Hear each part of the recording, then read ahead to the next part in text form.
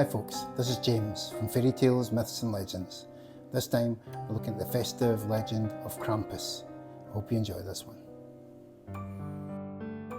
Krampus, a name that slithers and snarls through the imagination like a serpent in a snowdrift, as delightfully absurd as it is unnervingly chilling. Allow me to introduce this monstrous marvel of Alpine folklore, a creature so diabolical and deliciously grotesque that it has lingered for centuries in the darkened corners of European winter traditions, refusing to be banished by modernity, religion or good sense. For every Yuletide tale of merriment and gifts, there must, it seems, be a balancing shadow, and Krampus is, without doubt, the darkest of shadows. Krampus is, to put it succinctly, a half-demon, half-goat, devilish hybrid that stalks Central Europe with a gleeful malevolence every December.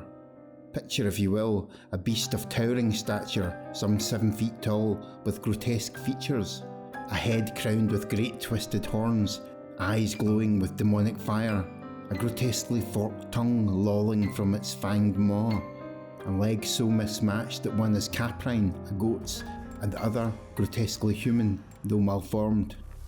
Covered in shaggy black or brown fur, it's a walking nightmare draped in animal rags, dragging chains that clatter ominously, and carrying birch branches or a fearsome sack for, shall we say, removing ill-behaved children.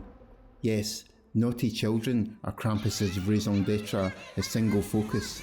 While the benevolent St. Nicholas brings treats, toys and gifts to the virtuous little cherubs on eve of December 6th, Krampus appears to reward the wicked with birch beatings, coal, and in extreme cases, abduction or consumption. Yes, you heard that correctly, this thing eats them, or drags them to hell, depending on its mood, one assumes.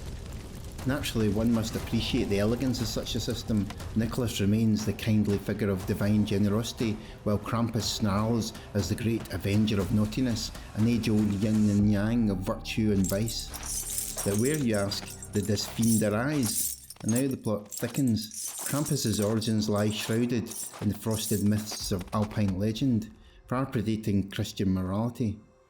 Most folklorists agree that Krampus is an ancient pre-Christian being, possibly linked to pagan winter solstice festivals. The very name Krampus is thought to stem from the Old German Krampen, meaning claw, and one legend even posits that he is the son of Hel, the Norse goddess of the underworld.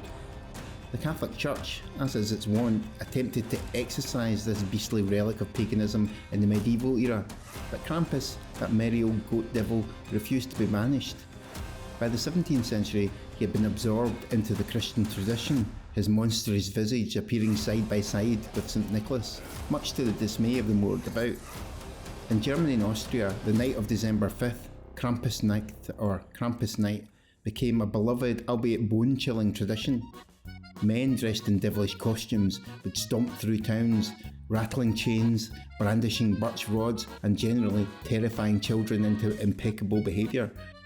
A practical lesson in discipline, if ever there was one. The celebrations, though grand and riotous, have not been without incident. Alcohol, of course, often makes a spirited appearance, leading to occasional injuries both to spectators and those playing Krampus himself.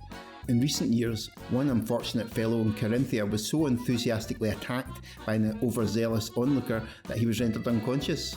Such, I suppose, is the price of infamy.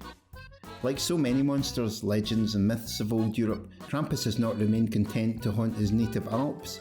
Oh no, this charming devil has emigrated, setting up camp in North America, where he has found a curious new home.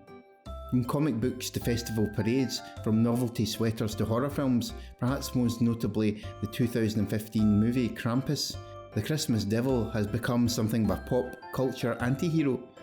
In an age when Santa Claus has grown rotund, complacent and over-commercialised, perhaps we need Krampus to remind us of the darker truths of the season.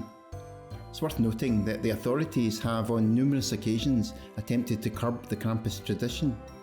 In 1930s Austria, the far-right government banned Krampus outright, branding him subversive. By the 1950s, one head of Vienna's kindergarten system lamented Krampus's terrifying influence on children's psyches, warning that Austria's youth were being traumatised by the creature's frightful antics. A government pamphlet in 1953 declared with some exasperation, "There is too much to fear in the world already. Unemployment, high taxes, not to mention the atom bomb. Let's begin by throwing out Krampus." And yet, the beast endures. Every year, despite the bans, pamphlets and pearl-clutching moralists, Krampus rises from the depths to stalk the snowbound streets of Europe. He is a reminder, perhaps, that we need darkness alongside the light.